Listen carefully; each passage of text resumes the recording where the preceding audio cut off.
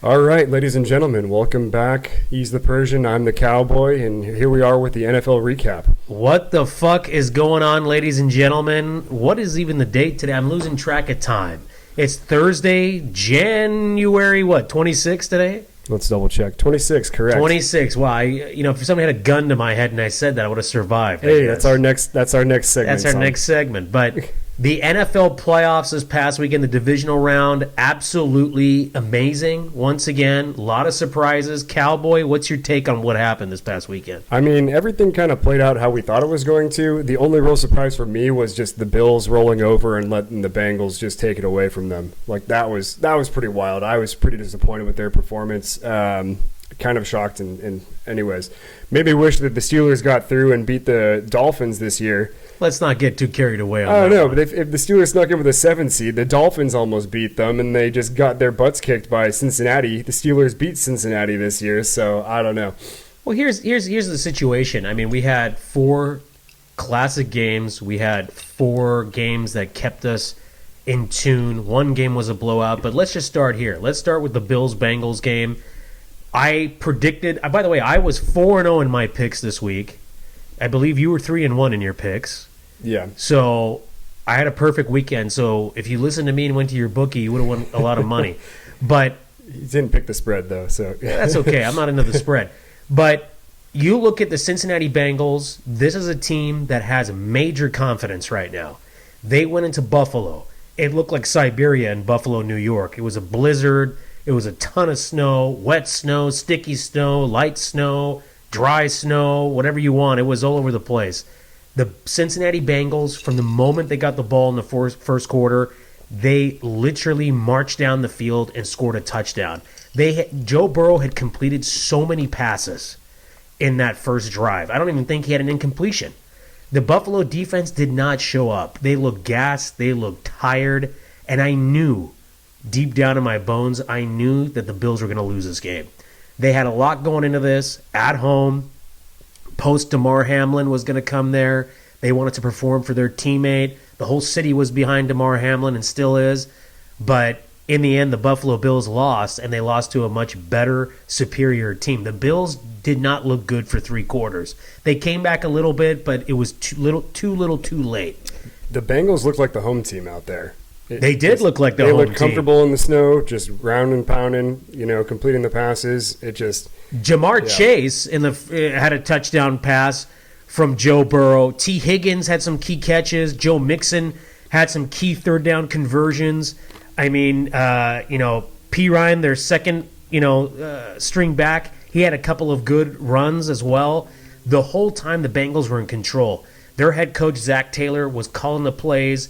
He knew exactly how to go against the Buffalo defense. The Buffalo defense looked like they literally had went out the night before and partied. They just looked tired. They looked lethargic. They didn't know what was coming at them. Joe Burrow, literally, even though he's young in his career, he looked like a Hall of Fame quarterback in that game, poised to perfection. The passing was fantastic. The play calling, he was not making mistakes or mental errors. But on the other hand, Josh Allen was having problems completing passes for the Buffalo Bills. The Cincinnati defense knew where he was going. They were stuffing the run. Buffalo, just like last year, found a way to collapse this year, and I'm glad that I predicted the Bengals winning. Now, let's go to the other game, the 49er-Cowboy game. Cowboy, I know they're not your Cowboys. You're a Steelers fan, but what was your take on that? I think it played out pretty much exactly how I thought it was going to. The 49ers offense was slowed down by the elite Dallas defense. Yeah. But in the end of the game, it came down to Dak Prescott throwing too many interceptions and them not being able to score points. If the 49ers, I thought were going to score around 20, 24 points, and Dallas just could not keep up and score. The 49ers did a good job keeping it at a ground and pound, slow and steady kind of game. But yeah. Well, here's my take on the Niner game. I think Cowboy, by the way, you called this last week. You had said it was going to be a very close game. It was going to be a defensive, bloodbath, basically. 2 good defenses going at each other, and it was. Brock Purdy, at times, looked very, he's a rookie. You have to give him time. Maybe he'll excel in a couple years in that situation. The guy's a hell of a quarterback, and I'm not going to call him the GOAT or anything like that. He's 7-0 now. Brock Purdy, the first half of that game, he looked very perplexed on certain plays. He was confused. He was scared, and the defensive line of the Dallas Cowboys were coming at him. The 49ers offensive line got manhandled by the Cowboys in the first half. They were going after Brock Purdy. They knocked him down. They sacked him.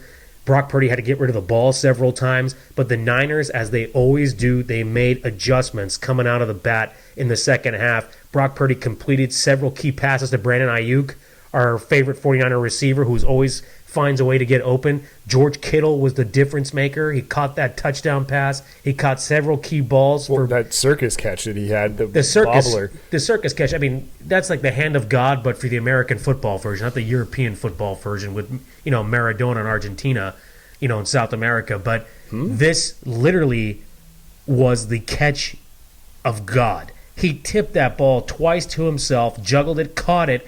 And as soon as the defensive back for the Cowboys was coming to finish him off with a big hit or a tackle, he dodged that guy in midair and fell with the ball. George Kittle was a huge difference maker in that game. He had a lot of key catches, big yak catches as well. The Niners' running game was not superior.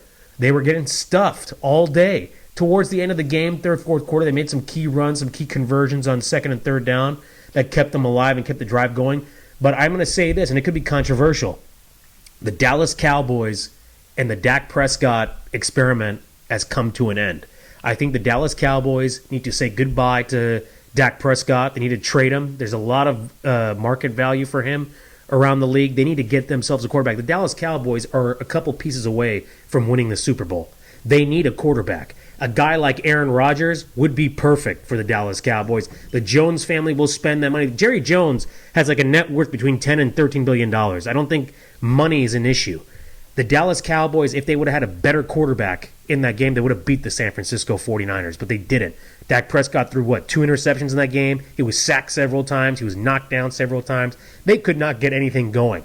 They lost Tony Pollard, their second string back, who really is like their number one. Yeah, I think so. So he was knocked out of the game. That was a huge loss for them. That was a difference maker. But in the end, the Dallas Cowboys just couldn't convert on several key downs, and that was the ultimate buzzkill for them. Well, the funny thing is, Dak Prescott and Tony Romo now have the same playoff record. Yeah, they can't achieve well. Those two quarterbacks, Dak is an excellent quarterback. He's a top 10 quarterback in the league. But the man in big games cannot come through. And at a certain aspect, you have to tell yourself, as an owner, I'm going to cut my loss, trade Dak, and I'm going to go sign myself a guy like an Aaron Rodgers. Or you go get yourself like a Tom Brady, or maybe a Lamar Jackson, and you go out and you spend the money and get one of those three guys. How wild would this be? Let's say Dak Prescott gets traded, Dallas signs Tom Brady, and then Dak gets traded to the Raiders. I mean, nothing is impossible. The offseason is coming up in February. Free agency is in March. You never know. But if I was the Dallas Cowboys, I move away from Dak Prescott. I trade him for a first-round pick, a couple second-rounders, maybe even a fourth-round pick. But in the end, that was the result. So I think it was a quarterback situation. If there could have been somebody else in there, they could have made it happen. Now here's the other game, the Kansas City Chiefs-Jags game. Cowboy, what do you think about what happened?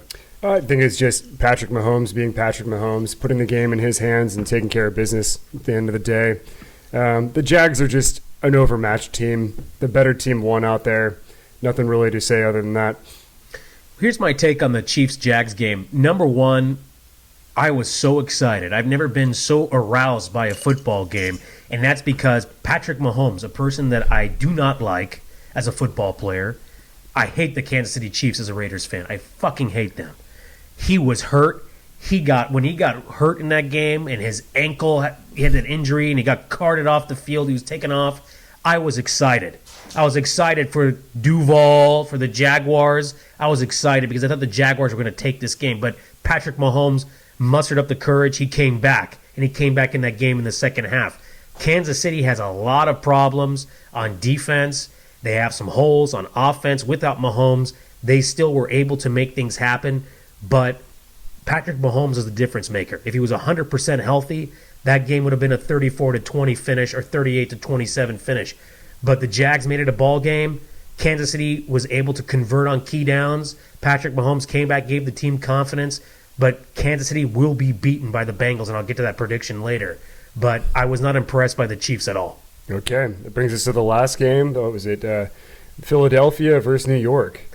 Cowboy, you were 100% right about this. You said the score was going to be 36-16 or 36-17, something like that, in favor of the Eagles. The Eagles are the best team in the league, in my opinion. Their defense was literally there and made the Giants scared. They showed up. Danny Dimes was running for dear life to collect the remaining dimes that were on the ground. He was sacked. He made bad decisions. There was turnovers in that game. The Philadelphia Eagles, with Jalen Hurts being out for 3 to 4 weeks, I was wrong. I was 100% wrong about him coming back and being rusty. It looked like he didn't even miss any time. That 3 weeks he had time off was good for him. The Philadelphia Eagles were like a well-oiled machine on offense. They were completing passes. They were converting on key second and third downs. It was a fantastic situation for Philly. So it was fly, Eagles, fly, that game, because they beat the shit out of the New York Giants, their division rival.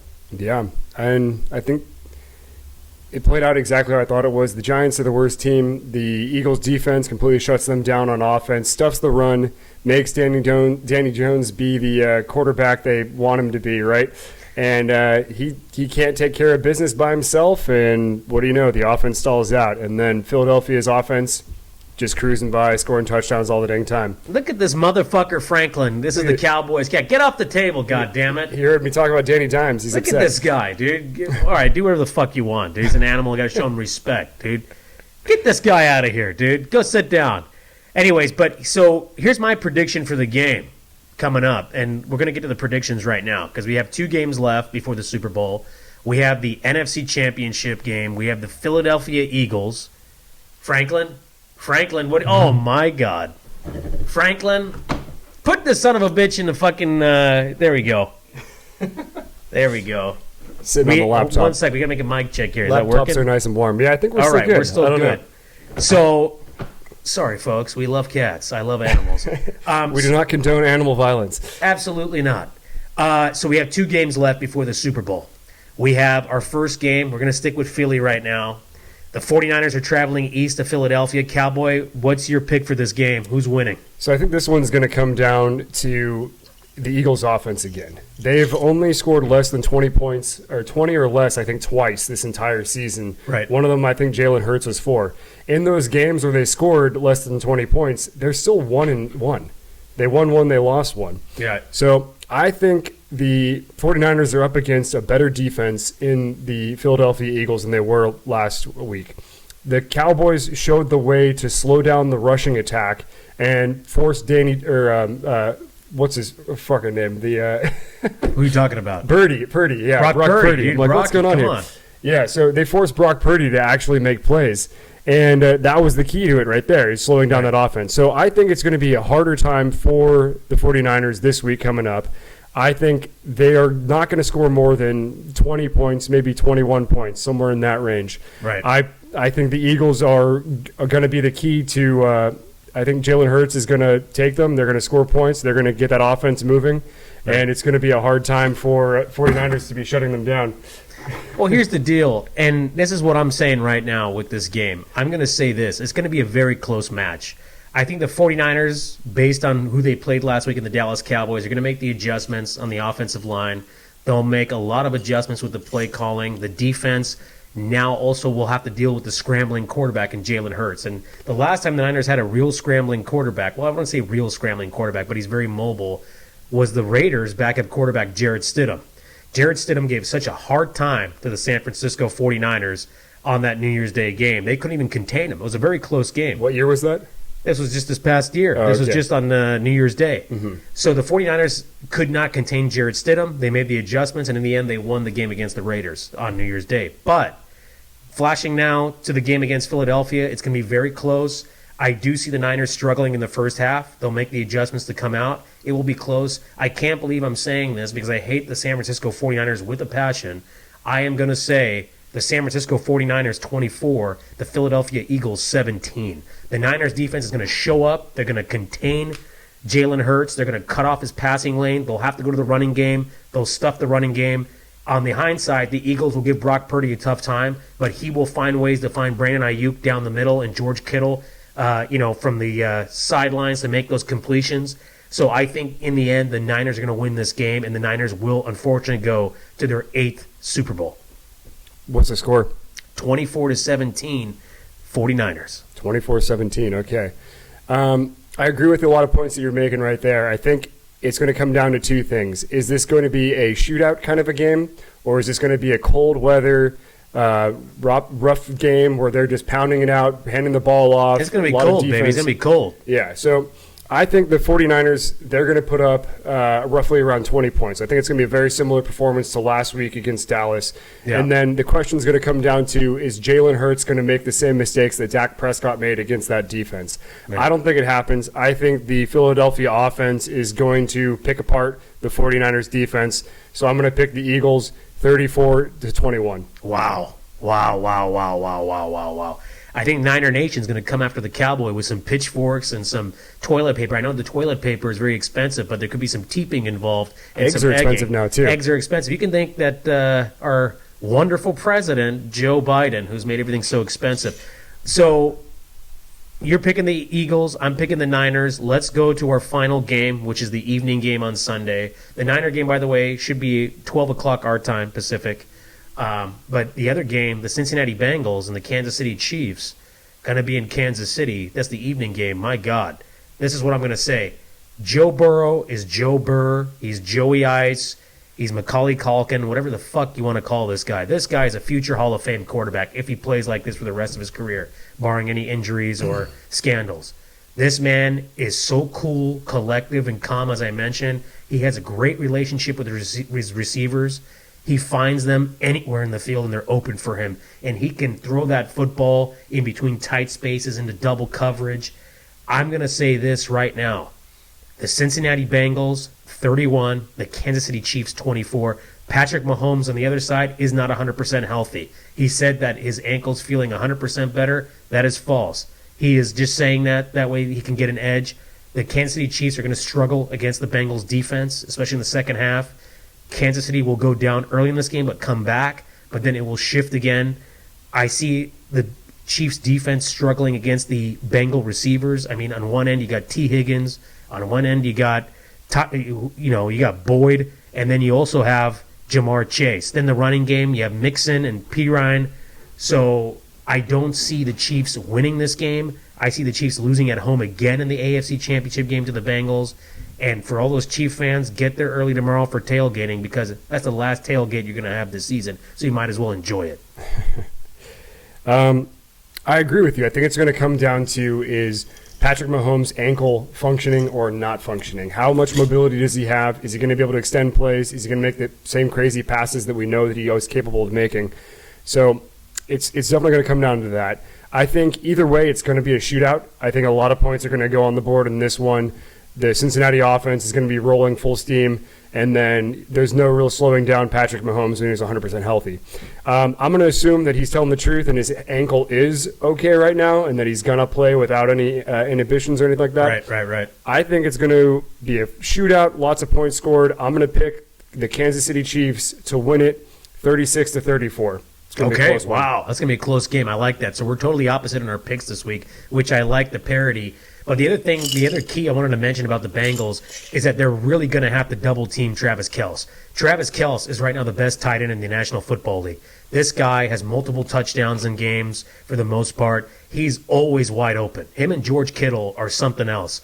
You know, I would have put Darren Waller on that list, but Waller's been so banged up with injuries, that's a whole other topic. But Travis Kelce is the decision factor in this game. If Patrick Mahomes is not healthy and they have to roll with Chad Henne at the last minute, this game's done. It's going to the Bengals. But Mahomes is going to play. Obviously, it's the AFC Championship game.